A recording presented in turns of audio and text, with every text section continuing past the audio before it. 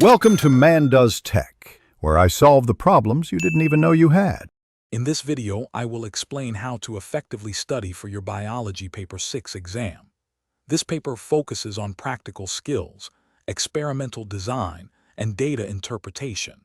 You'll need to apply your biological knowledge to real-world scenarios, often involving planning investigations or analyzing results.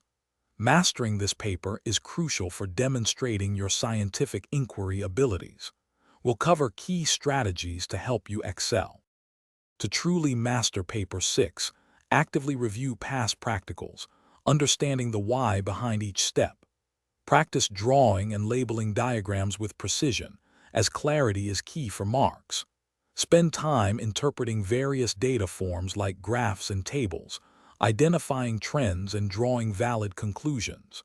Consistent practice builds confidence and sharpens your analytical skills for the exam. If you're finding this video helpful, please consider subscribing and giving it a like. Quick recommendation: a book that can truly change how you think about money is The Simple Path to Wealth. It offers clear, actionable advice for financial independence. You can find the link to this book and other great deals in the description below.